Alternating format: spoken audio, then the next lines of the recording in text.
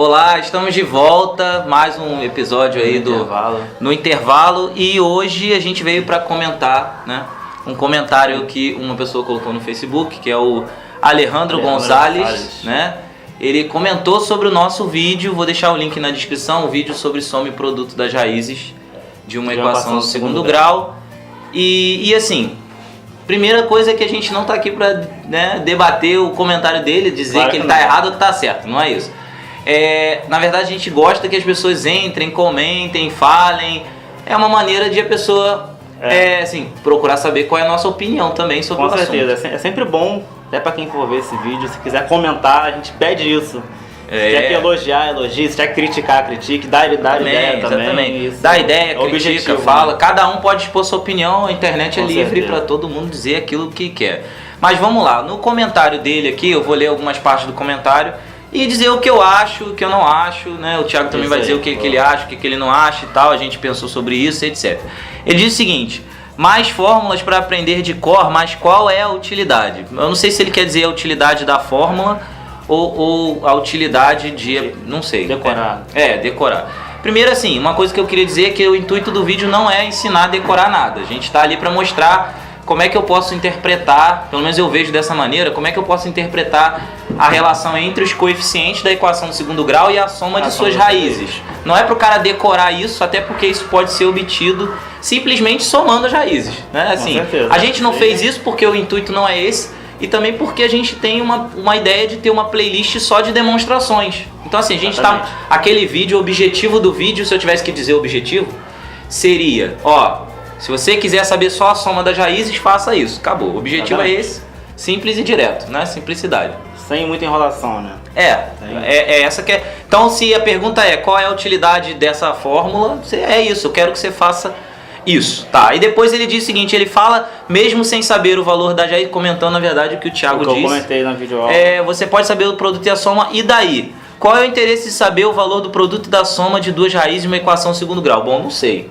Mas também não sei em que lugar que ele dá aula, né? Também não sei que tipo de aluno ele está acostumado a lidar. Mas, pelo menos no meu caso, eu acho que no caso do Thiago também, a gente dá aula muito em concursos pré-militares, etc. E isso cai toda hora. Não é à toa que agora, dia 28 de abril, caiu na prova de aprendizes marinheiros.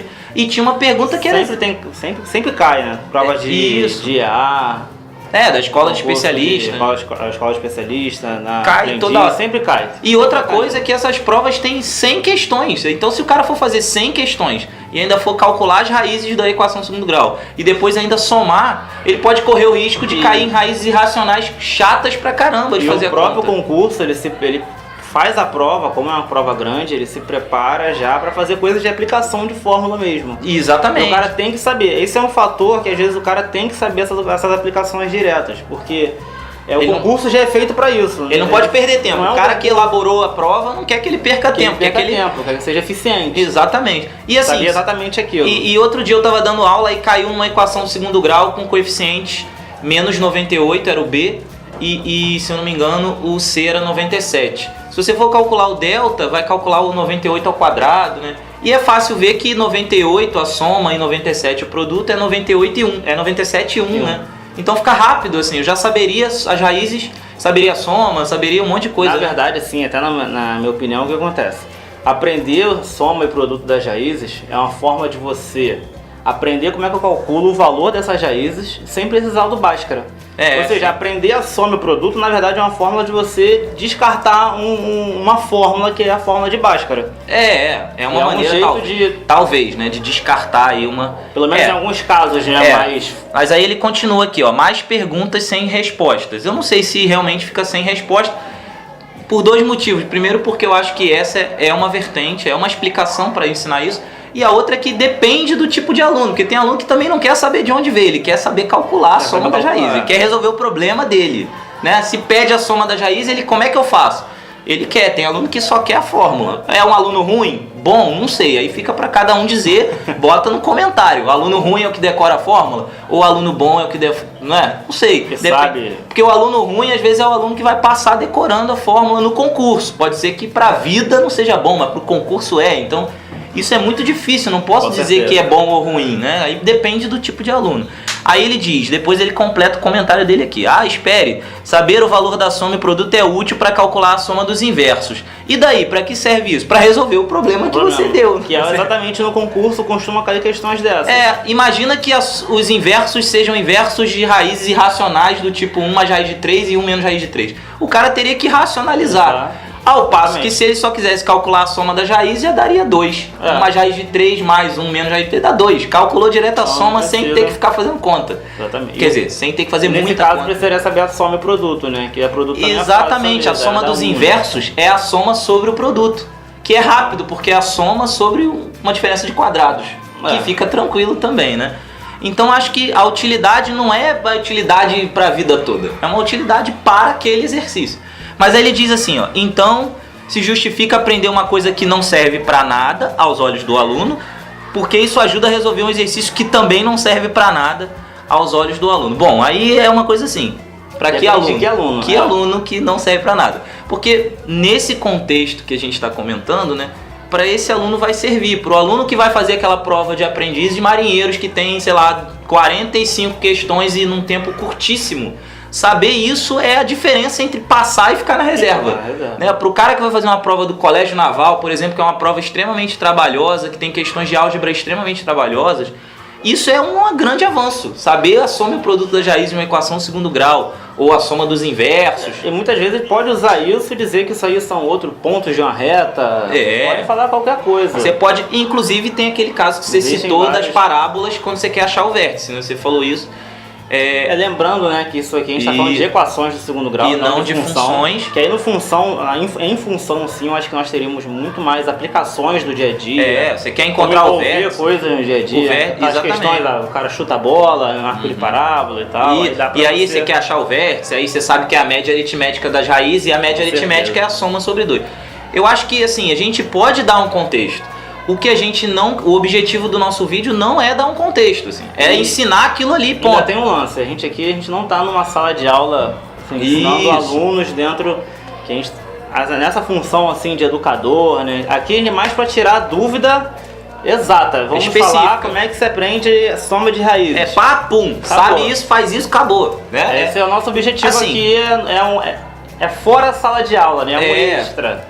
Claro. Um e assim, eu mostrei para outros professores, falei, o que você acha? Você acha isso também, né? Para pensar o que eu poderia, como que eu poderia colocar o meu ponto de vista. Assim, uma coisa que é importante ressaltar, que você já falou em parte, é que assim, o vídeo tá lá, assiste quem quer. Se fosse na sala de aula, o cara dependeria do professor. Né? Se o professor ensina, ele é obrigado a ouvir. Pode não aprender, mas é obrigado a ouvir.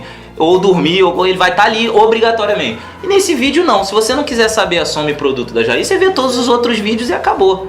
Agora, a questão mais fundamental que perpassa por tudo isso aí é, se eu não ensino isso, e eu tenho que sempre me perguntar o que eu vou ensinar, né, o que eu deveria ensinar, porque para alguns alunos a matemática toda não serve para nada. Então assim, aos olhos do aluno não serve para nada, ele está dizendo. O que pro aluno serve para alguma coisa? Porque para mim, quando eu era aluno, também a história do Brasil não servia para nada. E até hoje eu não usei para nada, a não ser para ajudar minha filha lá, mas aí eu fui lá no livro dela para consultar e pronto, sabe? Então assim, tem certas coisas que a gente tem que se perguntar, acho que a gente tem que ser crítico mesmo. Com certeza. Para que eu ensino isso? Onde isso vai ser usado? Eu venho até de uma formação um pouco diferente, né, por ter estudado engenharia e outras coisas, então eu vejo o lado prático das coisas, mas às vezes é uma mera ferramenta.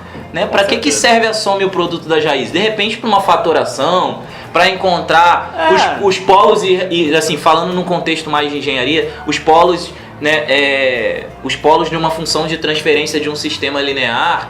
Então acaba que para o engenheiro isso é útil, o cara saber calcular ali olhando a soma e raiz, fatorar e já encontrar os polos. Né?